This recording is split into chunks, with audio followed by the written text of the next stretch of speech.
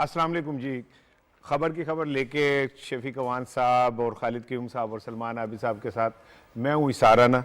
और आज तो पाकिस्तान के तमाम अखबारात जो हैं भारत के को बेनकाब करते नज़र आते हैं।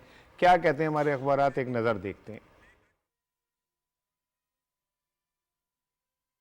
पाकिस्तान ने भारतीय साजिशों को बेनकाब कर दिया। दौरे न्यूजीलैंड की मनसूखी से मुतालिक वफाकी वज़रा की प्रेस कॉन्फ्रेंस आज के अखबारात में नुमाया तौर पर शाया है। दौरे न्यूजीलैंड की मनसूखी से मुतालिक पाकिस्तान के सबूत रोजनामा एक्सप्रेस की सुर्खी हैं। न्यूजीलैंड टीम दौरे मनसूखी भारत की साजिश, पाकिस्तान को तनहा नहीं किया जा सकता। वफाकी वज़ीर इत्तलात और नशरियात चौधरी फवाद हुसैन, रोजनामा जंग की सुर्खी के अल्फाज हैं। धमकी भारत से आई, न्यूजीलैंड के प्लेयर को अहलिया के जरिए कत्ल की धमकी मिली, पाकिस्तान ने इंटरपोल से मदद मांग ली।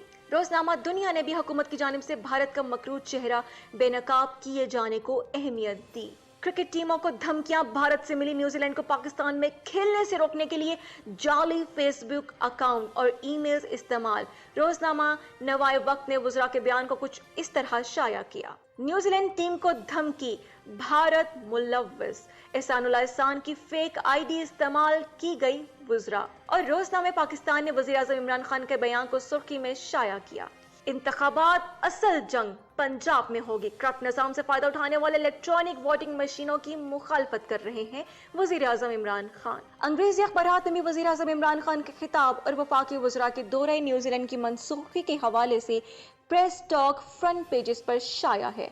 एक्सप्रेस ट्रिब्यून की मेन स्टोरी है कि emails from India led to New Zealand tour cancellation. Daily Times की लीड स्टोरी भी वफाकी वज़रा की प्रेस कॉन्फ्रेंस से मुताल्लिक है। New Zealand team spooked by India. The Nation ने भी इसी इशू को मेन स्टोरी के तौर पर लिया है। Pakistan uncovers India plot behind New Zealand cricket tour withdrawal. Dawn अखबार ने भी वज़ीर आज़म के बयान को टॉप स्टोरी के तौर पर लिया है।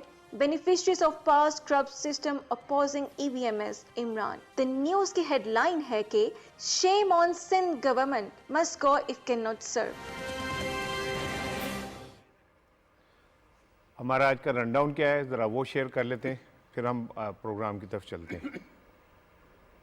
न्यूजीलैंड से दौरा पाकिस्तान की मनसूखी, भारतीय साजिश बेनकाब।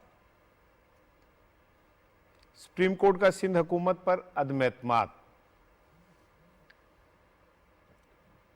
इलेक्शन कमीशन ईवीएम मशीन की तैयारी पर आमादा। मुस्लिम लीग नून में बयानिए की जंग थम न सकी। आज के प्रोग्राम में हम रोजनामा दुनिया और नई बात का इदारिया शामिल करेंगे और रोजनामा एक्सप्रेस ट्रिब्यून में एक छपने वाला कॉलम जो है वो आपसे शेयर करेंगे। टॉप ट्रेंड क्या रहा, इंडिया बिहाइंड थ्रेट्स, ये भी आज अखबारात और जो सोशल मीडिया है वो एक ही प्लेटफॉर्म पे खड़े नज़र आए। और GPS प्लस स्टेटस बरकरार रहा, ये एक अच्छी खबर है, इस पे भी बात करेंगे। शफीक साहब अस्सलाम वालेकुम। अस्सलाम वालेकुम सर। अस्सलाम वालेकुम, क्या हाल है जी? ठीक ठाक है। मौसम तो लाहौर का बदला हुआ है, बादल भी थे जब हम आए हैं और आज बारिश का भी इम्कान है, तो मेरा ख्याल है कि गर्मी अब टाटा बाय बाय होने जा रही है। लाजमी बात है, मौसम जो है वो चेंज हो रहा है। बारिश अब अपनी जो लेट है वो नकार रही है। अच्छा, क्योंकि लेट से जो है मानसून जो है शुरू हुआ है और उस अब जो है वो ख़त्म होने की तरफ नहीं जा रहा है। हाँ जी। अच्छा, एक रिपोर्ट आपको शेयर करना चाह रहा हूँ, उसके बाद प्रोग्राम देखते हैं जी। रिपोर्ट देखिएगा। क्रिकेट पर भारत के घिनौनी साजिश पाकिस्तान ने बेनकाब कर दी। वफाकी वज़ीर इत्तलात Chaudhry Fawad Hussain New Zealand cricket team के दौरे पाकिस्तान मनसूख करने से मुतालिक हकाइक सामने ले आए। वज़ीर दाखिला शेख रशीद के हमरा प्रेस कॉन्फ्रेंस करते हुए वफाकी वज़ीर इत्तलात का कहना था कि न्यूजीलैंड क्रिकेट टीम को धमकी आमेज जाली पोस्ट भारत से जनरेट हुई। एक ईमेल आईडी जिसका नाम हमजा अफरीदी था, इस आईडी से 15 मिनट बाद ईमेल की गई। 5th जनरेशन हाइब्रिड वॉर और मीडिया वॉर का हमें सामना है और कैसे फेक न्यूज़ जनरेट की जाती हैं बाकायदा एक बहुत बड़े स्टेट लेवल के ऊपर। एक फेक फेसबुक पोस्ट क्रिएट होती है एहसानुल्लाह एहसान के नाम से। अभिनंदन मिश्रा है, उन्होंने एक आर्टिकल पब्लिश किया, न्यूजीलैंड क्रिकेट टीम में face terrorist attack in Pakistan. Ehsanullah एहसान की इस फेक पोस्ट की बुनियाद के ऊपर ये आर्टिकल जो है वो क्रिएट किया गया। इंटरेस्टिंगली इनके बहुत स्ट्रॉन्ग लिंक्स जो हैं वो मिलते हैं अमरुल्लाह सालेह से। वफाकी वज़ीर इत्तलात और नशरियात चौधरी फवाद हुसैन ने मीडिया को बताया कि 24 अगस्त को कीवी क्रिकेटर मार्टिन गुप्टिल की एहलिया को धमकी आमेज ईमेल की गई। इस ईमेल में धमकी दी गई थी कि मार्टिन गुप्टिल को पाकिस्तान में कत्ल कर दिया जाएगा। इस पर तहकीक से पता चला कि ईमेल अकाउंट 24 अगस्त को रात 1:05 पर बनाया गया। सुबह 11 बजे इस अकाउंट से एक ईमेल की गई। अब तक सिर्फ एक ही ईमेल इस अकाउंट से की गई है। उन्होंने मजीद कहा कि इंग्लिश क्रिकेट बोर्ड ने हुकूमती एडवाइजरी तब्दील न होने के बावजूद दौरा मंसूख किया। कानूनी माहिरीन ने इजाज़त दी तो इंग्लिश क्रिकेट बोर्ड के खिलाफ कानूनी चाराजोई करेंगे। जी, कानूनी चाराजोई का तो ऐलान हो गया है और 3 दिन में ना भारत से 23 फेक खबरें जो हैं और 23 फेक जो है जिसे कहते हैं ट्रेंड्स वो किए गए। और न्यूजीलैंड के टूर से पहले ही भारत ने एक माहौल बनाना शुरू कर दिया है जिसमें ये तासुर दिया गया कि पता नहीं वहाँ क्या हो सकता है। मार्टिन गुप्टिल की बीवी को फेक ईमेल गई इस तरह। लेकिन असल चीज़ तो ये है कि ना हम बच्चे हैं ना न्यूजीलैंड और इंग्लैंड के लोग बच्चे हैं कि वो इस सारी नफ्सियात को ना समझें। लेकिन वो एहतमाम हुज्जत के तौर पे ऐसा लगता है कि पहले चीज़ें जनरेट करवाई गई ताकि उस पर फैसला लेते हुए ज़रा आसानी रहे। शफीक साहब, अच्छा, मुझे प्रोड्यूसर ने कहा कि हमारे साथ लाइन पे lieutenant general retired Amjad Shoaib साहब भी मौजूद हैं। अस्सलाम वालेकुम सर। जी वालेकुम अस्सलाम। सर, मैं एक सवाल शफीक साहब से करके फिर आपकी तरफ आता हूँ। सर शफीक साहब, ये जो सारी सूरत हाल है, कल तो फवाद साहब ने और शेख रशीद साहब ने सारी सूरत हाल खोल के रख दी। अब देखना ये कि पाकिस्तान इस मुकदमे को आलमी प्लेटफॉर्म पे लड़ता कैसे है। बिल्कुल अच्छा स्टेप है ये, इसको हर इशू पे अपना हर फोरम पे इसको हाईलाइट करना चाहिए। लेकिन देखिए, फवाद साहब ने बात की फेक न्यूज़ की। अब इत्तलात की जो कमेटी है कौमी असम्बली की, मरियम औरंगजेब कहती हैं कि फ़ेक न्यूज़ की तारीफ़ क्या है, what is the definition of fake news. ये है फेक न्यूज़ की डेफिनेशन कि एक फ़ेक न्यूज़ चली और उसमें पाकिस्तान का पूरा दौरा 2 मुल्कों ने मुलतवी कर दिया और तीसरा जो ख़तरे में है।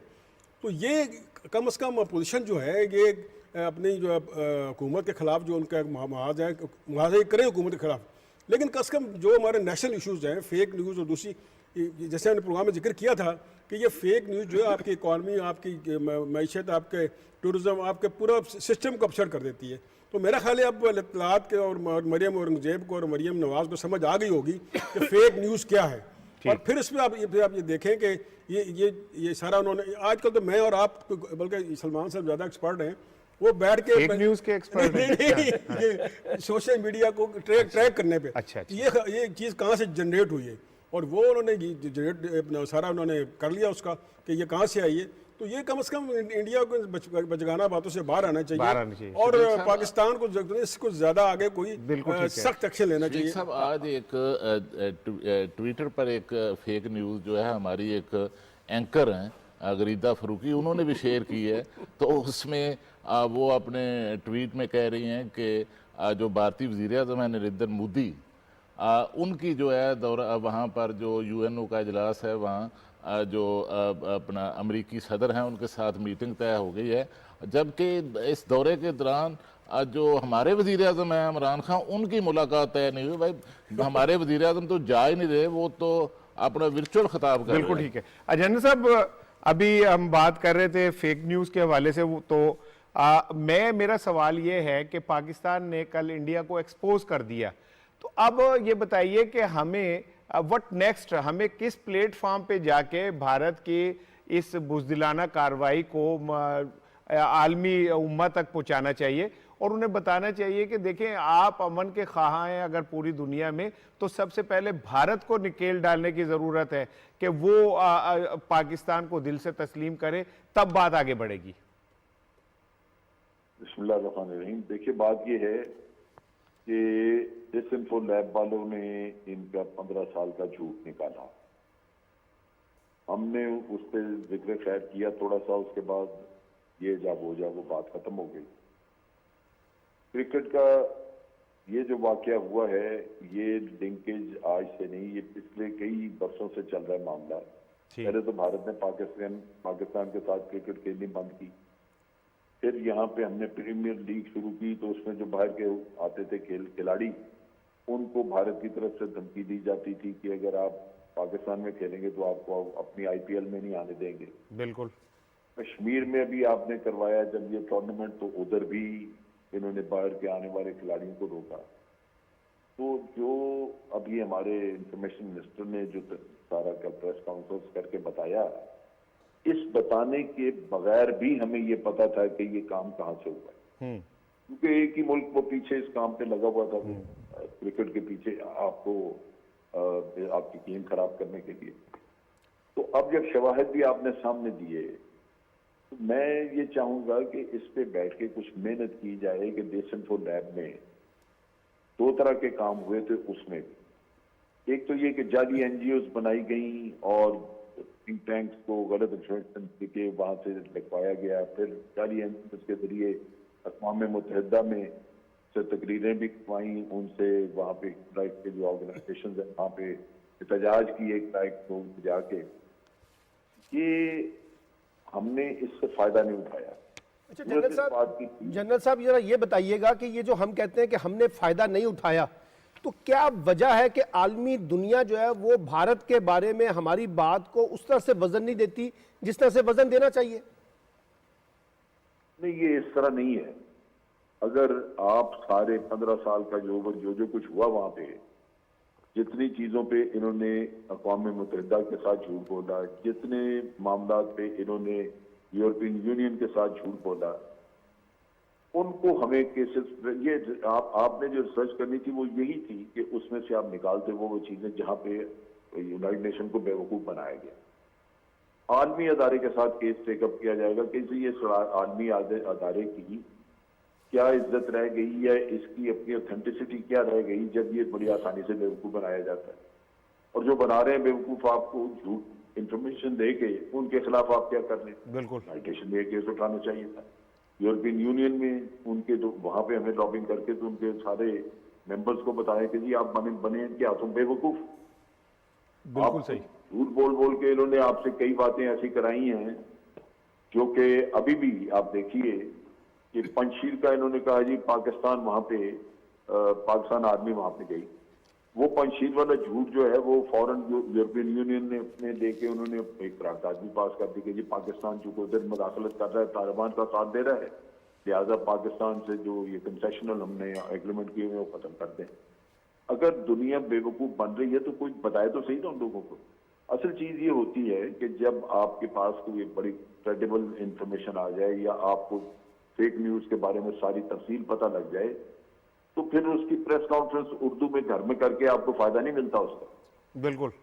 उसके लिए तो फिर एक कैंपेन चलानी पड़ती है कि दुनिया में उसको इतना बदनाम किया जाए कि एक वक्त आए कि फिर कोई उसकी बात पे यकीन करना न चाहे। जनरल साहब, इस वक्त हाइब्रिड वार और 5th जनरेशन वार और दूसरा फेक न्यूज़ से जो हमारी कौमी सलामती को जो खतरात दरपेश हैं, तो इस पर पार्लियामेंट के अंदर एक इत्तफाक़ राय जो है इस हवाले से वो क्यों नज़र नहीं आता? देखिए वो चीज़ भी हमारी यहाँ पे, आप अभी मरियम नवाज की का जिक्र कर रहे थे कि उसको फेक न्यूज़ का पता लग जाएगा। जब पॉलिटिशियन के मकासद यही हो कि उन्होंने आगे इक़्तिदार अपनी औलाद को देना है, उसके लिए हर तरह का झूठ सच बोलना है, सुप्रीम कोर्ट में जाएं तो जाली कागजात जमा कराने हैं, कौम को ये सारी चीजें नजर आए लेकिन वो उसके बाद भी कहें नहीं जी हमारा लीडर वही है। तो ये तो एक ऐसा एक साइकिल है कि आपके सियासतदानों ने मत मार के रख दी इस कौम की, उनको अब अच्छे बुरे की तमीज ही नहीं रही। बिल्कुल बिल्कुल। तो ये चीजें जो है ये एक इन्हतात जब एक किसी कौम को की तरह आता है, वो उसको सवाल की तरफ जाती है कौमें, तो वो यही होता है कि रब्बुल आलमीन उनकी अकल पे आंखों पे पर्दे डाल देता है कि उनको वो सही चीज भी वो नजर नहीं आती, उनको बावजूद इसके कि आप इससे क्यों ले लीजिए। मैं ये हमारे ये मनी ट्रेल के चक्कर में जब इन्होंने सुप्रीम कोर्ट में मियाँ साहब ने एफिडेविट जारी और इस तरह की गलत चीजें जो वहां पे झूठे कागजात कतर खाती है वो भेजा, उसके बाद मैं सोचा करता था कि शायद हमारे मुल्क में दोबारा इनका मुंह न देखने को चाहे। लेकिन यहाँ तो वो आप देखिए अभी कंटोनमेंट बोर्ड के इलेक्शन हुए तो उसमें हाँ जी बिल्कुल ऐसे ही है। आप बहुत शुक्रिया सर। उसमें सारा मसला यही है कि अवाम के अंदर से शऊर मार देते हैं। जब आपकी हुकूमत लंबे वक्त के लिए रहती है तो आप अपने जराइम को भी इतना पेश करते हैं। बिल्कुल ठीक सर, बहुत शुक्रिया सर, तवज्जो नहीं जाती। बहुत शुक्रिया जनरल अमजद शुएब साहब। अब मैं जा रहा हूँ अगले टॉपिक की तरफ, लेकिन सिर्फ एक चीज़, गरीदा फारूकी के हवाले से आपने कहा कि जी वो मुलाकात होगी और ये वो, मेरा ख्याल है गरीदा फारूकी साहिबा को ये नहीं पता चला कि न्यूयॉर्क की सदरन कोर्ट ने वारंट गिरफ्तारी जारी कर दी है। उसको उन्होंने हाईलाइट नहीं किया। तो जो असल खबर है वो ये है कि सिखों की एक तंजीम ने रिट दायर की थी और मोदी के वारंट गिरफ्तारी जारी हो गए। आपको याद होगा कि मोदी को माजी के अंदर अमेरिका का वीजा नहीं मिला था और उसको ये करार दिया गया था कि ये मुसलमानों का कातिल है और इसके हाथ जो हैं मुसलमानों के खून से रंगे हुए। लेकिन मेरा ख्याल है कि अफसोसनाक बात यह कि जो हमारे लोग अंधे हो जाते हैं ना एक खास किस्म के तासुब में जाके, वो ये भूल जाते हैं कि पाकिस्तान के मुफाद और भारत के मुफाद में एक बारीक लकीर तो रहनी चाहिए ना। राणा साहब, ये पूरा एक हमारी ब्लॉक है ये ना, ये एंकर से साफी में पूरा ब्लॉक है जो पाकिस्तान को रिडिकुल करने में कोई कसर उठा नहीं रखते। ये भी राणा भूल साहब, जाते हैं कि ये हमारा वतन है। ये जो मसूफा एंकर हैं ये भी हमारी जो अपना नून लीग की जो नायब सदर हैं मरियम नवाज, उनकी सोच से मुतासर हैं। तो इसलिए उनको भी पाकिस्तान का मफाद जो है उसके हवाले से उनको डाउट ही रहता है। वो सलमान, जब ये अफसोसनाक सानिया हुआ और न्यूजीलैंड ने इनकार किया, हर पाकिस्तानी का दिल बुझा होता, तो मरियम साहिबा ने ट्वीट कर दिया और उसमें फिर उन्होंने तंज की। कुछ मौके ऐसे होते हैं यार जब इंसान को अपनी सियासत से बाहर निकल के कौम के साथ खड़ा होना चाहिए ना। जब आपके सामने नेशनल इंटरेस्ट कमजोर हो जाए और उसके मुकाबले में आपका अपना जाती इंटरेस्ट या जमाती इंटरेस्ट डोमिनेंट हो जाए, तो फिर आपको इस तरह के तर्ज अमल देखने पड़ते हैं ना कि जहां आप अपने जाती मफाद को बुनियाद बनाकर रियासत के मफाद को, मुल्क के मफाद को तनकीद करते हैं। यानी आप अंदाज़ा लगाइए, ये सिर्फ मरियम नवाज का अलमिया नहीं है। मैं इस वक्त बहुत से जो लिबरल हमारे दानिश्वर हजरात हैं ना, उनको भी देख रहा हूँ सोशल मीडिया के ऊपर। लगता यह है कि जैसे न्यूजीलैंड का दौरा या इंग्लैंड का दौरा जो कैंसिल हुआ है उसके पीछे हुकूमत है और हुकूमत ने अपने खिलाफ पाकिस्तान उसने कोई खिलाफ साजिश की है और हम वही नैरेटिव बिल्ड कर रहे हैं जो हिंदुस्तान ने नैरेटिव बिल्ड किया है। यानी सिक्योरिटी इशू को जब हिंदुस्तान बुनियाद बनाकर अपना नैरेटिव बेचता है या अपना चूरन बेचता है दुनिया में, तो हम भी कह रहे हैं कि जनाब यहाँ पे सिक्योरिटी इशू है और पाकिस्तान फेल हो चुका है, पाकिस्तान की रियासत फेल हो चुकी है। तो ये जो अलमिया हमारा है बहुत से लोगों का, ये खुद उसको जरा इवैल्यूएट करें कि हम किसकी तर्जुमानी कर रहे हैं। मेरा ख्याल एक अफसोस और शर्म का मुकाम है उन लोगों के लिए जो इस धरती पे बैठ के इस धरती का खाते हैं और इस धरती से कमाते हैं और इस धरती से सब कुछ पाते हैं और इस धरती के खिलाफ ही साजिशें करते हैं। लेकिन ये साजिशें तो सारी जिंदगी चलती रहती है। पाकिस्तान ने आगे बढ़ना है, पाकिस्तान ने हर मुश्किल को क्रॉस करते हुए आगे जाना है और हम साबित कर रहे हैं। एक रिपोर्ट दिखाता हूँ, उसके बाद अगले टॉपिक पे चलते हैं। सिंध हुकूमत की कारकर्दगी का कच्चा चिट्ठा सुप्रीम कोर्ट कराची रजिस्ट्री में खुल गया। Chief justice of Pakistan justice Gulzar Ahmed ने हुकूमत सिंध की कारकर्दगी पर बरहमी का इजहार करते हुए कहा कि सर से पांव तक पूरा कराची गंदा है, सड़कें टूटी हुई हैं और बिजली के तार लटक रहे हैं।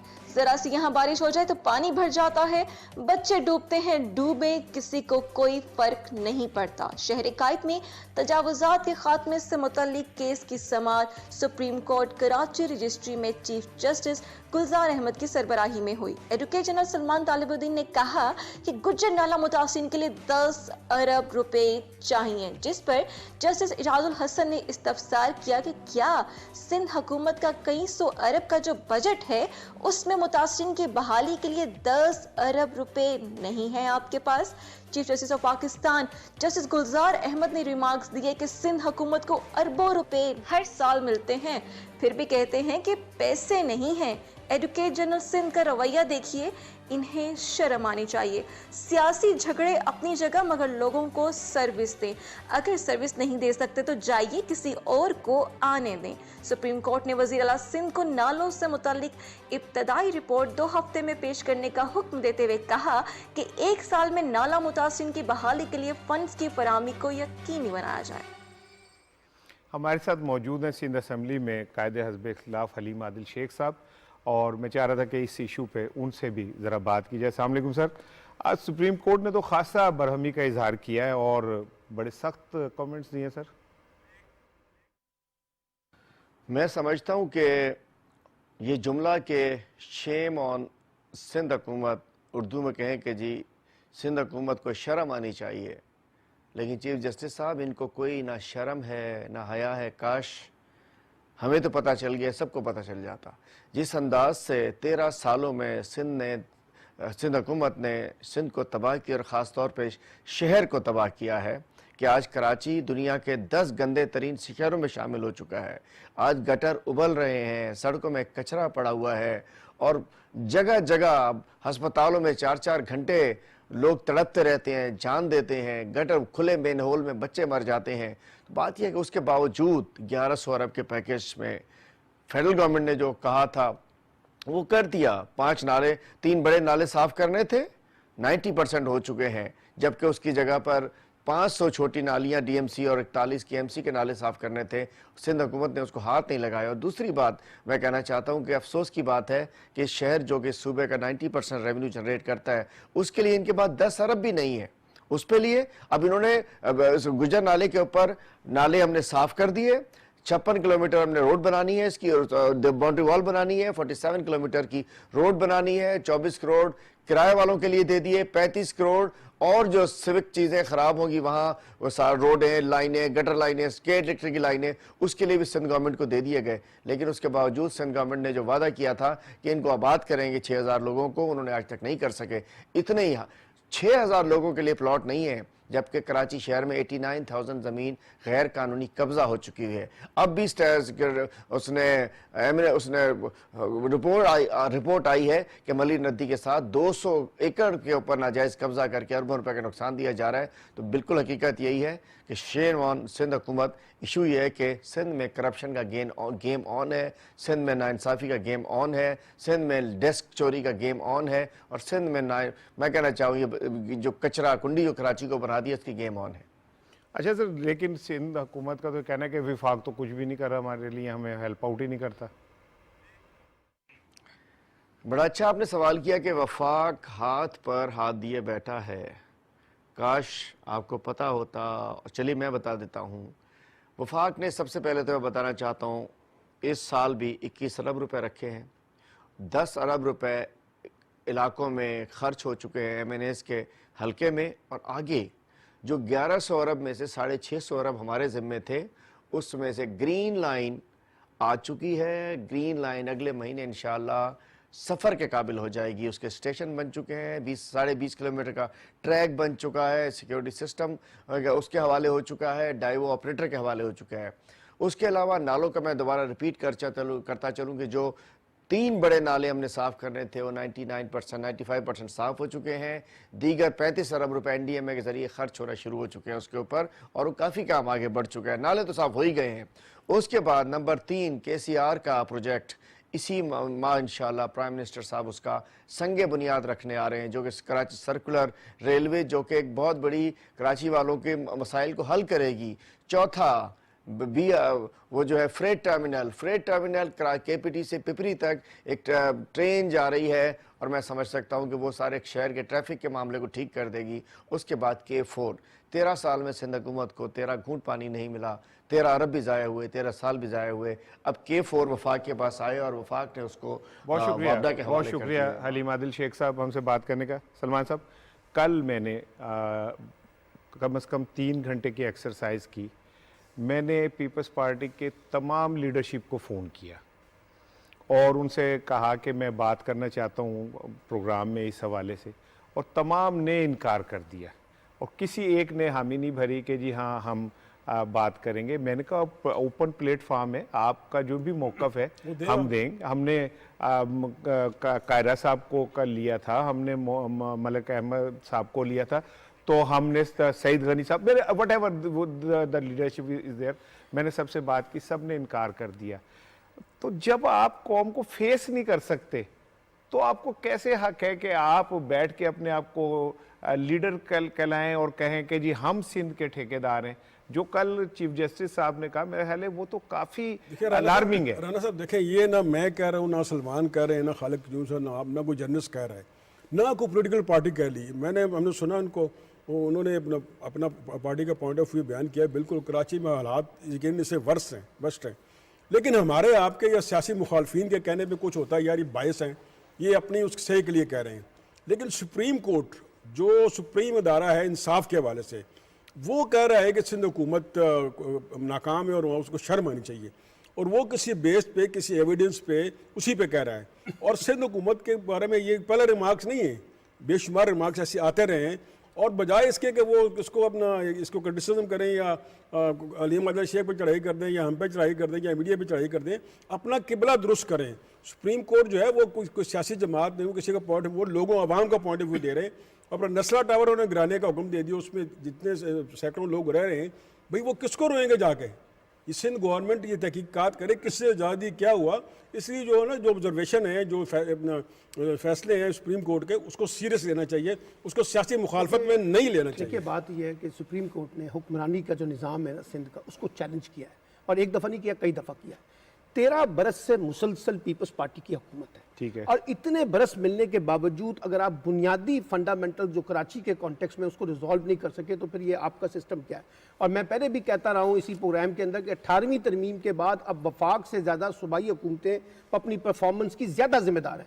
लेकिन अब हो ये रहा है कि 18वीं तरमीम के तहत ना तो ये परफॉर्म करना चाहते हैं, ना ये वहाँ पर एक मजबूत लोकल गवर्नमेंट सिस्टम लाना चाहते हैं, ना ये कराची के लोगों को उनका बुनियादी हक देना चाहते हैं, क्योंकि वहां पर जो है पीटीआई या एमकेएम की वजह से उनको पॉलिटिकली विक्टिमाइज किया जाता है। और फिर उसके बाद देखें मुकामी हुकूमतों के इंतखाबात में भी कह देते हैं कि जब तक सेंसस नहीं होगा हम इलेक्शन नहीं करवाएंगे। और उससे बड़ी बात यह है कि दो कार्ड खेलते हैं, एक ये कि सारा मलबा उठा के वफाकी हुकूमत पे डाल दिया जाए, और दूसरा ये कि सिंध कार्ड खेला जाए। अब दोनों कार्ड खेल के आप अपनी नाकामी को जब छुपाने की कोशिश करते हैं तो ये चीजें होती हैं। और मैं आपको ये बताऊं, ये छोड़ दें, हम यहाँ बैठ के टीवी पे बैठ के क्या बात कर रहे हैं, आप जाएं कोई टीवी उठा लें, किसी बंदे को भेज दें, जाके लोगों से, कराची के लोगों से पूछें कि आपके मसले क्या हैं। ये यहाँ पर ये जो एमकेएम के कॉन्टेक्स्ट में पीपल्स पार्टी की लड़ाई, फिर पीटीआई के साथ लड़ाई, यानी आपने जो कराची जो शहरी इलाका है और उसको मफलूज करके रख दिया है सिर्फ इसलिए कि कराची में हमारा वोट बैंक नहीं है, और सिंध का ये हाल है। तो ये देखना पड़ेगा। अभी ये जो वाकया आया जिसमें बेंचों का, स्कूल का मामला आया, जिसमें सईद गनी साहब ने मलबा शायद चीफ मिनिस्टर पे डालने की कोशिश की, अंदाजा लगाए ना कि किस अंदाज से करप्शन सिंध के अंदर हो रही है। बिल्कुल ठीक है। खालिद करीम साहब, जैसे अभी सलमान बात कर रहे थे, देखिए कराची जो है वो हमारा हब है बिजनेस का। फिर लाहौर को हम अगर दिल कहते हैं तो ब्रेन है हमारा कराची, और कराची से जितनी कराची तरक्की करता है पूरे पाकिस्तान पे उसके असरात बनते हैं, इम्पैक्ट बनता है। इसके बावजूद पिछले 35 साल से पीपल्स पार्टी किसी न किसी शक्ल में सिंध का हिस्सा रही है। और आलम यह है कि आप कराची चले जाए, ताफुन, गंद, हर तरफ कचरा कुंडी, यार वो जो वहां की लीडरशिप है, पानी का मसला, पानी माफिया इतना बड़ा है वहां पे ताकतवर कि आप सोच ही नहीं सकते। फिर कब्जा माफिया वहां पे, चाइना कटिंग, अब तो चलो अल्लाह का शुक्र है कि टारगेट किलिंग, भत्ताखोरी ये जरा कम हुई है, और इसका क्रेडिट भी जो है वो रेंजर्स को जाता है जिन्होंने वहां जाके इतनी मेहनत की। और लेकिन उसके बावजूद अनफॉर्चुनेटली आप ये देखें कि रेंजर्स एक केस बनाती है, पकड़ के लाती है, और सिंध पुलिस जो है उसकी मामूली सी तफ्तीश करके बंदे रिहा कर देती है। इसमें पीपल्स पार्टी की क़यादत को ये बात क्यों नहीं समझ आ रही कि अब वो जो है वो शोहदा की कब्रों की मट्टी से इलेक्शन नहीं जीते जा सकते? देखिए राणा साहब, इसमें कोई शक नहीं कि पीपल्स पार्टी 35 साल से अगर इक़्तिदार में रही है, और अब भी पिछले 13 साल से तसलसल के साथ इक़्तिदार में है, लेकिन बदकिस्मती से पीपल्स पार्टी ने कराची को ओनरशिप नहीं दी। और दूसरा जो सबसे बड़ा मसला है वो ये है कि NFC अवार्ड के तहत, कौमी मालियाती कमीशन अवार्ड के तहत, सूबों का जो शेयर था वो पीपल्स पार्टी का जो पिछला दौरे हुकूमत था उसमें बढ़ा दिया गया था। एक तरफ 18वीं तरमीम के तहत सूबों को इख्तियारात बढ़ा दिए गए थे, और दूसरा उनका जो मालियाती शेयर था जो काबिल तकसीम टैक्सों के पूल से सूबों को मिलता है, अब वो भी बढ़ा दिया गया, और उसमें पंजाब के बाद सबसे ज़्यादा जो वसाइल हैं वो सिंध को मिलते हैं। लेकिन पीपल्स पार्टी ने सिंध को जो मिलने वाले वसाइल हैं वफाक से, वो सबसे ज़्यादा जो हक था वो ये था कि वहाँ पर जो कराची है, कराची पर खर्च किए जाते, और ख़ास तौर पर जो प्रोविंशियल फाइनेंस अवार्ड है उसके तहत जो बलदियाती अदारे हैं, जो अजला हैं, उनको आबादी की बुनियाद पर आगे मुनसफाना वसाइल की तकसीम हो होती जाती। है। ठीक, वो कराची को जो उसका हक बनता था NFC अवार्ड में, प्रोविंशियल फाइनेंस कमीशन अवार्ड के तहत कराची को उसकी आबादी के मुताबिक वो वसाइल फराहम नहीं किए गए। और बात यहाँ तक ही ख़त्म नहीं होती, बल्कि इसके नतायज जो हैं वो पीपल्स पार्टी को भुगतना पड़ रहे हैं। एक अरसे से वहाँ उन्हें चंद एक नशिस्तों के अलावा वहाँ इलेक्शन में पीपल्स पार्टी को कोई नुमाया कामयाबी कभी इस तरह नहीं मिली। तो उनकी सिंध में हुकूमत तो उनकी है ना, कराची से वो उस हुकूमत में आता है। वो उसमें एक जो है, इसमें जो मसला है कि उसमें कसूर हमारे जो साबिक हुक्मरान हैं नवाज शरीफ साहब, उनका भी एक इसमें है। वो ये है कि नवाज शरीफ साहब ने भी अपने पिछले 5 साल के दौरान पीपल्स पार्टी के साथ एक मुफाहमत रखी, जिसके तहत वो ये तय हुआ है, खामोश मुआहदा था कि वो पंजाब में नहीं आएंगे, हम सिंध में नहीं जाएंगे। इस तरह सिंध में उनके इंटीरियर सिंध में मद्दे मुकाबल कुछ सियासी फोर्स डेवलप नहीं होने दी गई। ठीक है, एक ब्रेक ले रहे हैं जी, ब्रेक के बाद आएंगे। इलेक्शन कमीशन ने EVM मशीनों की तैयारी का हुक्म दिया, जो तैयार हुई हुई मशीनें हैं उनमें क्या कबाहत है, उस पर बात करेंगे। तो एक ब्रेक लेते हैं, फिर आते हैं।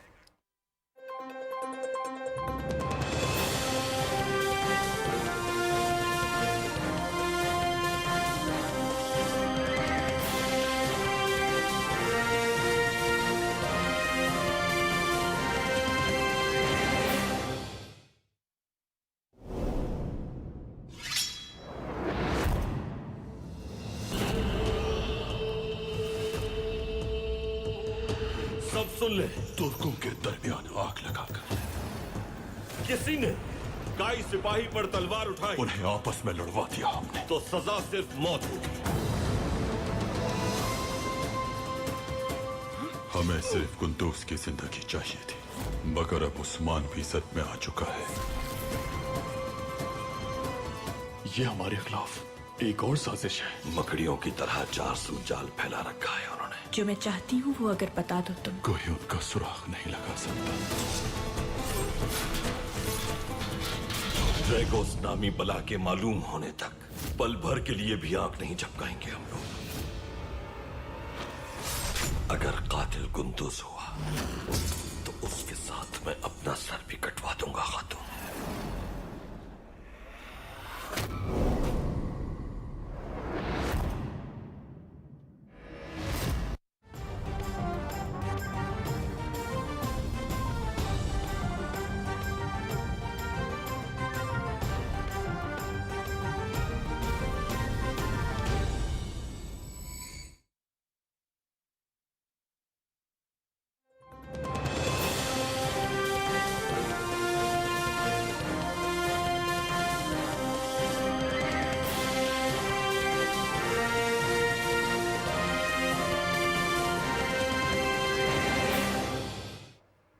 जी वेलकम बैक। मैं ब्रेक से पहले आपको बता रहा था कि इलेक्शन कमीशन ने भी गलतियों से पाक इलेक्ट्रॉनिक वोटिंग मशीन तैयार करने की हिदायत की है।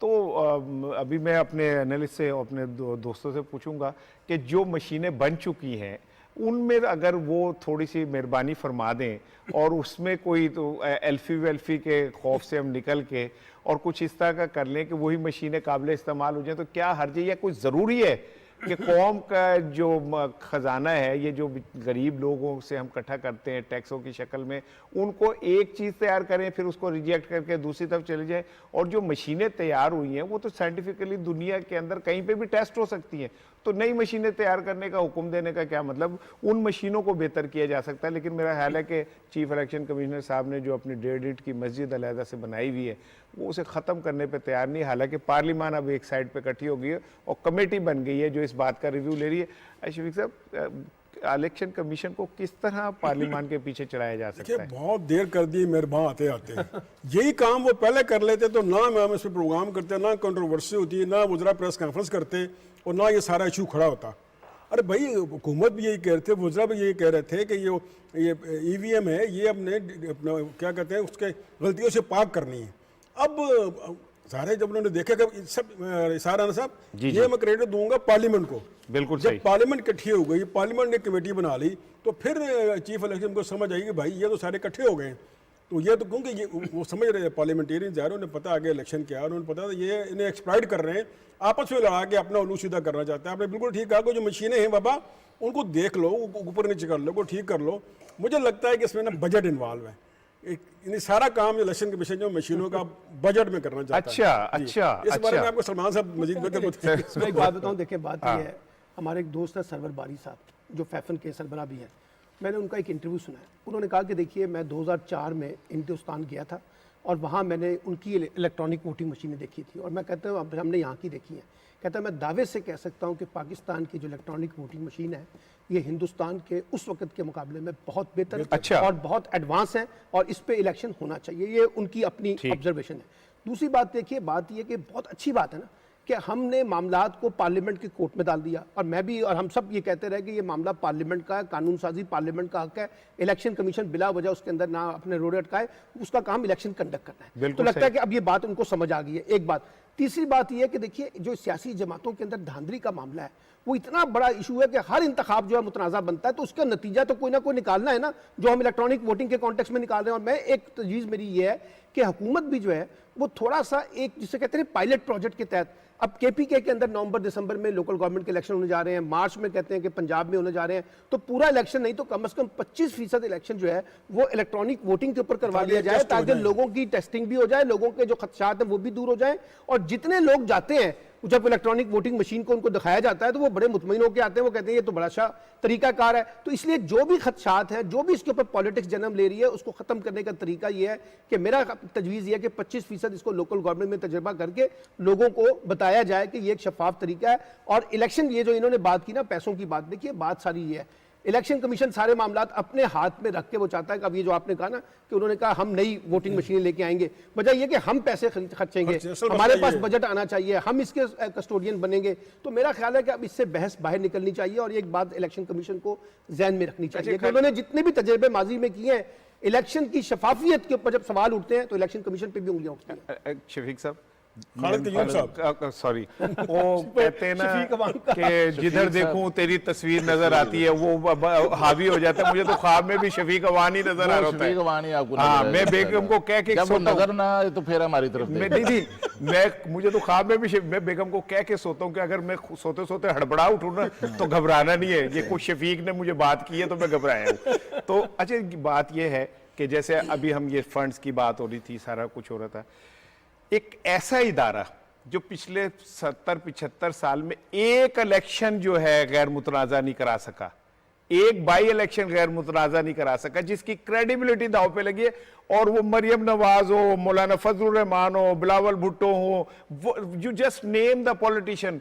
उन सब ने कहा कि ये इलेक्शन कमीशन नाअहल है। वो अब पार्लिमानी कमेटियों की बनी हुई चीज़ों को और विफाक की बनी हुई चीज़ों को ऐसे रद्द करते हैं जैसे उससे बड़ा तो कोई दुनिया में मुंसिफ है ही नहीं। राना साहब देखिए कि जो हमारे वफाकी वज़रा इलेक्शन कमीशन पर जो इतराज़ करते थे कि उनकी सोच अपोजिशन की सोच के साथ जुड़ी हुई है, वो तो आज जो बयान आया है इलेक्शन कमीशन का जिसमें कहा गया है कि ईवीएम की जो मशीन है गलतियों से पाक, उसकी फौरी तैयारी की जाए, तो जो सॉफ्टनेस आई है उसमें तो उन्होंने ये साबित कर दिया है कि जब अपोजिशन पीछे हटी है, अपोजिशन में लचक पैदा हुई है, तो उसके साथ ही हमारा जो इलेक्शन कमीशन है उसमें भी लचक पैदा हो गई है। और दूसरा मैं आपको बताऊं कि आइन और कानून के तहत जो इलेक्शन कमीशन की ईवीएम के मामले पर जिम्मेदारियां थी वो अदा नहीं की गई, क्योंकि जो इलेक्शन एक्ट था 2017 का, उसमें इत्तफाक़े राय से तमाम जमातों ने ये तय किया था कि जो ईवीएम मशीन है वो ट्रायल पर इलेक्शंस में इस्तेमाल की जाएगी। लेकिन पिछले 3 साल में तो हमने देखा कि यहाँ इलेक्शन कमीशन ने उस मशीन को कहीं उसके ट्रायल उस तरह नहीं किए, तो ये भी तो एक उनकी इस हवाले से एक मैं समझता हूँ कि इलेक्शन कमीशन की एक नहली है, और इससे उनकी जो साख है वो बुरी तरह मुतासर भी हुई है। बिल्कुल ठीक है। अब ज़रा मैं चलता हूँ, एक बयानिए की जंग जो है वो जारी है। मुझे कभी ऐसा लगता है शहबाज शरीफ साहब उससे निकल आए, फिर अचानक लगता है कि नहीं, फिर वो वहीं के वहीं खड़े हैं। अब जो सूरत हाल है कि कल जो इजलास हुआ उसमें शहबाज शरीफ साहब को तो भेज दिया आपने दौरे पे, ठीक है जी, आप जाएं जी, दौरे करें और पीछे से तंजीमी जितने भी फैसले हैं, वो इजलास हैं, वो हमने करने। मरियम साहिबा ने बड़ी दिलचस्प बात की। वो कहती हैं कि नवाज शरीफ का बयानिया गलत है तो ठीक क्या है। अच्छा, इलेक्शन कमीशन और अदालतों को हमें हमारा हक देना पड़ेगा। पहला सवाल तो ये कि नवाज शरीफ का बयानिया गलत है तो ठीक क्या है, ये तो शहबाज शरीफ से पूछना चाहिए। वो घर की बात है, घर से पूछ लेना, आप उनसे पूछ लें कि भाई अंकल आप हमारे बयानिए को रद्द करके आगे निकल रहे हैं, तो आप पहले तो अब घर में तो तय कर लें। दूसरी चीज ये कौन सा तरीका है। आप इलेक्शन कहती है कि इलेक्शन कमीशन हमारा हक दे, हमारे साथ ज्यादती हो रही है, फिर वो कह रही है कि कंटोनमेंट बोर्ड में जो हमारी कामयाबी है वो हमारी मकबूलियत की निशानी है। तो भाई इलेक्शन के अंदर अगर आप जीत रहे हैं तो सब ठीक है, मीठा मीठा हपअप, कड़वा कड़वा थू थू।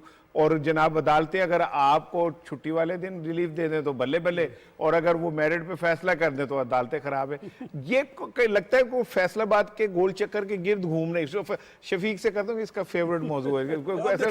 मसला पता है तुसी इतने ना मेरे यार के खिलाफ साजिश कर रहे हो शहबाज शरीफ के खिलाफ। शहबाज शरीफ को लॉलीपॉप दिया गया। असल में जो पहले उन्होंने नाराजगी शो की थी ना कि वो नहीं आए, तो उससे पूरा मीडिया में, पूरा उनके पार्टी में एक इम्पैक्ट पड़ा था कि शहबाज शरीफ ग्रुप एग्जिस्ट करता है। और ये स्टैब्लिश हो गया था जब उन्होंने एक ये सारी उनकी सुनवाई हुई है कि इजलास में शिरकत की, तो क्या भाई वाकई एक उसको मरियम ने उस पर मोहर लगा दी कि भाई बयानिया नवाज शरीफ का ही चलेगा। इसका मतलब है शहबाज शरीफ के बयानिए से उन्हें इख्तलाफ है। अब देखें शहबाज शरीफ को उन्होंने कह दिया कि भाई तुम दौरे करो, और जो असल काम है ये जो अपना डिवीजनल मीटिंग हो रही है, इसमें इलेक्शन डिसाइड होना है, कौन कैंडिडेट होगा, क्या होगा, उसने उस बेचारे को बाहर रखा है। और वो बस मैं तो यही कहूँगा कि वो अपनी इज्जत बचाता फिरता है। और ये जो मरियम नवाज का आज क्या बयान पढ़ा है आपने, जो आज पाकिस्तान में छपा है, इसके बाद तो नवाज शरीफ को, शहबाज शरीफ को पता होना चाहिए कि भाई ये हथ हो गया, खेल हो रहा है उनके साथ। और ये खेल हमेशा से होता रहा, आखिर उन्होंने उसे तनख्वाह से काम करना है। बड़ी बुनियादी सी है। मुस्लिम लीग के जितने भी लोग हैं ना, वो ये एक बात बड़ी वाज़ेह तौर पे कह रहे हैं कि ये जो दो बयानियों के साथ 2023 के इंतखाबात में जाने का अमल है, ये एक नाकामी पैदा करेगा।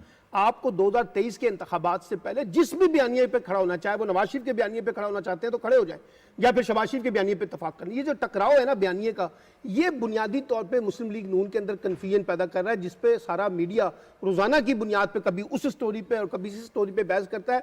लेकिन ये खानदान आपस में बैठ के इत्तफाक करने के लिए तैयार नहीं है कि किस नैरेटिव को हमने लीड देनी है।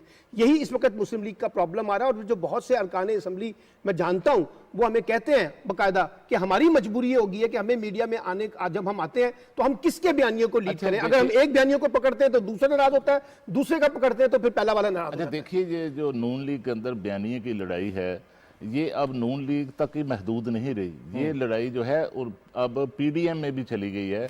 पीडीएम यानी minus Peoples Party, NP, PDM जो इनका अपना बनाया हुआ पीडीएम है, मैं उसकी बात कर रहा हूँ कि फजलुर रहमान साहब ने भी इस बयानिए पर, जो शहबाज शरीफ साहब का बयानिया है, उसकी नफ़ी कर दी है। और पार्लियामेंट के अंदर जो ईवीएम, जो इलेक्शन रिफॉर्म्स पर जो कमेटी बनाई जा रही है, उसका बाईकाट का उन्होंने फैसला किया है। और इस हवाले से उन्होंने नून लीग की क़यादत ख़ास तौर पर शाहिद खान अब्बासी से फ़ोन पर बात की और उनसे प्रोटेस्ट किया।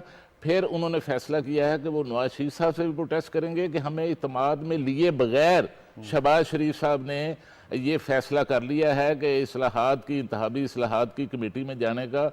तो इस तरह इससे, इस बयानिए से अब जो ख़ास तौर पर शहबाज शरीफ साहब का मफाहमती बयानिया है, उससे जो मौलाना फजलुर रहमान है, अब वो भी इस बयानिए से इनकार भी कर दिया, उनका हम कमेटी का हिस्सा नहीं बनेगा। रोक दिया उन्होंने अपने अरकान को कि हमारा कोई रुकन इस कमेटी में नहीं जाएगा। रोजनामा दुनिया और नई बात का इदारिया आज है, और वो इंतखाबी इस्लाहात और पार्लिमानी कमेटी, चूंकि हम इसी पे बात कर रहे हैं, तो उन्होंने अप्रिशिएट किया है कि जो कमेटी वगैरह बनी है और पार्लियामेंट में मामला चला गया, ये एक मसले का हल नजर आ रहा है। शफीक साहब देखे, ये तो बड़ी अच्छी बात है। हम पहले दिन से ये कह रहे हैं कि पार्लिमान को फैसले का हक है, उसको पूरी कौम ने 22 करोड़ पाकिस्तानियों ने उन्हें पार्लियामेंट में भेजा है, इसीलिए भेजा है कि वो कानून साजी करें, आइन साजी करें, और वो एक मुत्तफिका। ये बड़ी अच्छी बात है कि तमाम जमातें किसी एक इशू पे बैठी हैं। ठीक है, बहस होगी, तकरार होगी, आपकी कोई बात मानी जाएगी, कोई उसकी मानी जाएगी। यही हुस्न है ना पार्लियामेंट का, और क्या हुस्न है। देखिए, हम पहले दिन से, हम जो 3-4 लोग हैं, पहले दिन से जब से इशू उठा है, हम कह रहे हैं कि पार्लियामेंट जो पार्लियामेंट लेट डिसाइड द, जो रियल स्टेक होल्डर्स उनको डिसाइड करने दें ये क्या है। और अब देखें, अब यही अखबारात थे जिनके हम इदारियाँ कोट करते थे, ये क्या कह रहे थे, ये टोटली इसके खिलाफ थे। अब उन्होंने भी रियलाइज़ किया है, स्टडी की है कि भाई नहीं, यही सोल्यूशन है। और अब सिर्फ ये है कि PTI नहीं बल्कि जो बाकी सियासी जमातें हैं, नून लीग है, पीपल्स पार्टी है, फजल रहमान साहब लोग कहते हैं वो तो दूध में ना महंगे डालना उनका काम है, डे 1 से उन्होंने कोई बात नहीं माननी। उन्होंने फिर ये बिल्कुल ठीक कहा कि नवाज शरीफ से रब्ता किया उन्होंने, इससे शहबाज शरीफ तो वो कहते हैं कि उन्होंने कॉल सुनी नहीं उसकी कि भाई आप हमसे पूछे बगैर ये क्या कर रहे हैं। तो वो जो मेरी इतलात हैं, उन्होंने कहा कि भाई मेन स्टेक होल्डर हम हैं, मुस्लिम लीग नून है, हमने डिसाइड करना है कि हमने क्या करना है, क्या नहीं करना। आप हमें डिक्टेट ना करें, जितनी आपके पार्लियामेंट्री स्ट्रेंथ है उसके मुताबिक करें।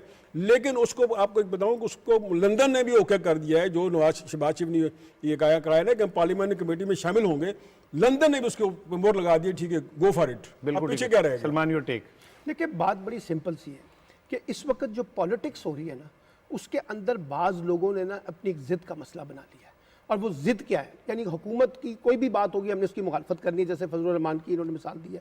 और मसला फजलुर रहमान के अंदर भी तकसीम हो गई है, उनकी पार्टी के अंदर भी ये लड़ाई चल रही है, उनकी पार्टी के अंदर भी ये सवाल उठ पड़ा है कि जनाब हम ये क्यों बार बार नवाज शरीफ साहब के पीछे लग के एक बिला वजह के टकराव की सियासत पैदा कर रहे हैं, हम अपने लिए कोई सियासी रास्ता निकालें।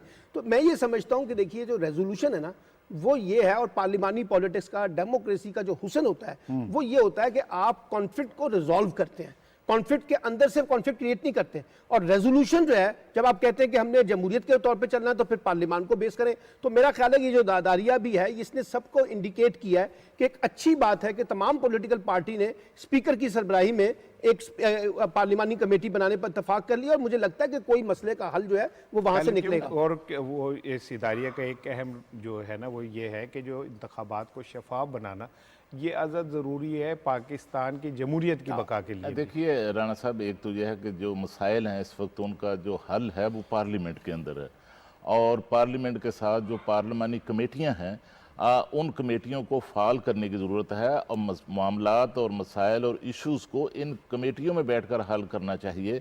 और ख़ास तौर पर जब अब मामला पार्लियामेंट में चला गया है, कमेटी के पास चला गया है, तो उसमें गिव एंड टेक होगा। जब 18वीं तरमीम बन रही थी उस वक्त भी इत्तेफाक राय इसलिए हुआ था कि तमाम जमातों की जो इनपुट थी वो उसमें शामिल की गई थी। और मुझे यकीन है कि अब जो इंतहाबी इस्लाहात होंगी उसके मसवदे में तमाम जमातों की इनपुट जो है उसको शामिल किया जाएगा। और दूसरा एक बड़ी अहम बात है कि जब मामला पार्लियामानी कमेटी में जाता है तो उसमें एक नून लीग के अलावा एक दूसरी जो बड़ी जमात है, तीसरी जो बड़ी जमात है पार्लियामेंट के अंदर, पीपल्स पार्टी, उसका भी एक रोल पैदा हो जाता है। और पीपल्स पार्टी जो है वो इलेक्शन रिफॉर्म और इस तरह की जो इस्लाहात है कॉन्स्टिट्यूशनल और कानून की, उनमें उनका एक रोल रहा है, जिस वजह से उनकी दिलचस्पी जो है वो ज्यादा होती है। नून लीग की कोशिश होती है कि मामला जो है वो पार्लियामेंट की कमेटियों में ना जाए। अब भी एक मसला है जो इलेक्शन कमीशन के अरकान की नामजदगी का मामला है, उसमें भी लग रहा है कि हुकूमत और अपोजिशन में अब वो तय नहीं होगा। मामला नून लीग चाहती है कि पार्लियामेंट की कमेटी में ना जाए, लेकिन वो पार्लियामेंट कमेटी में लगता है जा रहा है जिसमें पीपल्स पार्टी का रोल बनेगा। कल इस पे करेंगे क्योंकि प्रोग्राम का वक्त खत्म हो रहा है। मैं सिर्फ एक छोटे 2 जुमले, एक्सप्रेस ट्रिब्यून में दुर्दाना नजम साहिबा का कॉलम छपा है और वो क्रिकेट के हवाले से ये जो डिस्कशन हुई, और अब जो हमारे कॉलम निगार हैं वो भी जाहिर है जो इश्यूज हैं उनके आ रहे हैं और उनको बड़ा अच्छा उन्होंने एक चीज़ लिखी है। उन्होंने इंडिया की जो पॉलिटिक्स है ना उसको, और जो क्रिकेट की जो कॉन्टेक्स्ट है, इसमें IPL का कॉन्टेक्स्ट है, जो बड़े स्ट्रॉन्ग क्रिकेट बोर्ड्स हैं उनका नेक्सस, और ये जो पैसों का कॉन्टेक्स्ट है, इसको जोड़ के हिंदुस्तान के बारे में ये बुनियाद डेवलप की है कि वो इस वक्त खित्ते की पॉलिटिक्स में इन चीज़ों को जोड़कर हमें डिस्टेबलाइज करने के कॉन्टेक्स्ट में काम कर रहा है। तो बहुत अच्छी चीज़ है। कॉलम के बारे में तो उन्होंने ब्रीफ कर दिया सारा जो उन्होंने लिखा है। उन्होंने यही जो हमारी चल रही है डिप्लोमेसी, अपना कॉन्स्पिरेसी चल रही है पाकिस्तान के खिलाफ, न्यूजीलैंड और इंग्लैंड का दौरा, फिर आगे इंग्लैंड का दौरा, फिर अफगानिस्तान, सारा उन्होंने लिंक किया है। अच्छी लिखा रही है, मगर मैं आपको इनका शुक्रगुजार होऊंगा कि इन्होंने एक खातून का कॉलम लिया है। नहीं, ये आपने लिया है।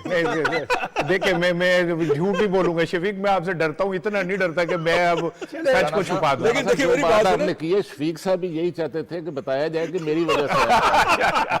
तो मेरे ख्याल है खवातीन राइटर्स को हमें ना बहुत एग्री करता हूं। मैं इनसे एग्री करता हूं कि लोकल खवातीन कॉलम्स जो है उनको प्रमोट करना चाहिए। आज कामला आज़ाद का भी अच्छा काबला अच्छा आज़ाद का भी है। अच्छा जी, प्रोग्राम का वक्त खत्म हो रहा है, लेकिन चूंकि आपकी एक्सपर्टिंग मुझे इस पे चाहिए कि यूरोपीय यूनियन ने पाकिस्तान का जीएसपी प्लस एक का अच्छी खबर है, दर्जा positive बरकरार रखा। अल्हम्दुलिल्लाह ये एक अच्छी खबर है पाकिस्तान के लिए। उसमें उन्होंने ये किया है कि 6 नए कन्वेंशन शराइत जो हैं वो शामिल कर दिए। उनमें एक उन्होंने कहा है कि जी जो है बुजुर्गों के लिए, माजूर अफराद के लिए हकूक पे थोड़ा काम होना चाहिए, चाइल्ड लेबर पे थोड़ा सा काम होना चाहिए, माहौलियात के तहफ़्फ़ुज़ के लिए काम होना चाहिए, जिस पे हम ऑलरेडी काम कर रहे हैं। तो पाकिस्तान की मईशत पे इसके क्या असरात पड़ राणा सकते साहब, पहली बात तो ये है कि इंडिया ने ये जीएसपी प्लस का स्टेटस रोकने के लिए उसी तरह जोर लगाया जिस तरह न्यूजीलैंड का जो है दौरा मनसूख करवाया। लेकिन इससे पाकिस्तान को सबसे बड़ा फायदा ये होगा कि इससे जब से जीएसपी प्लस शुरू हुआ है, हमारी जो टेक्सटाइल और ख़ासतौर पर गारमेंट्स की जो एक्सपोर्ट्स हैं उनमें 65% इसमें इजाफा हुआ है। 2013 के अंदर हमारी जो यूरोपियन यूनियन को जो एक्सपोर्ट्स थी वो 4.5 अरब यूरो जो है वो हमारी एक्सपोर्ट थी, जो अब इस स्टेटस की वजह से बढ़कर जो है 7.5 बिलियन जो है वो यूरो जो है वो हो चुकी है। और अब जब ये 2023 में ये ख़त्म होगा तो उसके बाद 2 साल के लिए फिर एक्सटेंशन के लिए जो है वो हुकूमत कोशिश करेगी। और इसमें मैं आपको बताऊं कि हमारे जो गवर्नर है पंजाब चौधरी मोहम्मद सरवर, उनका भी एक इसमें किरदार जो है वो आता है। और दूसरा कन्वेंशन की जो बात कर रहे थे अब, उसमें पाकिस्तान ने जब ये स्टेटस हासिल किया था तो 27 कन्वेंशन जो हैं उन पर अमल दरामद की पाकिस्तान ने कमिटमेंट की। बहुत शुक्रिया सर, आप तीनों का बहुत शुक्रिया। नाज़रीन, प्रोग्राम का वक्त खत्म हो रहा है। हमने भारत से शुरू किया, भारत पे प्रोग्राम खत्म कर रहे हैं। भारत जितना मर्जी जोर लगा ले, जरा अपने गिरेबान में भी झाके अकमल अवैसी, असद अवैसी के खिलाफ आप मुकदमा दर्ज कर दिया है। एक मुसलमान आवाज़ है तवाना, वो भी उससे बर्दाश्त नहीं होती। और फिर सबसे बड़ा लतीफ़ा सुनने जाते जाते कि भारत में एक दलित बच्चा जो है एक मंदिर में दाखिल हो गया, जिस पर उसके ऊपर मुकदमा दर्ज हो गया और उसके बाप को 25,000 रुपये जुर्माना देना पड़ा। जहाँ इस सतह की घटिया बदबूदार तफरीक होगी, वो मुल्क किसी कैसे ऐसे मुल्क को कैसे बर्दाश्त कर सकता है जो अपनी खुददारी में जीना चाहता हो। कल इंशाल्लाह मुलाकात होगी। अपना ख्याल रखिएगा। अस्सलाम वालेकुम।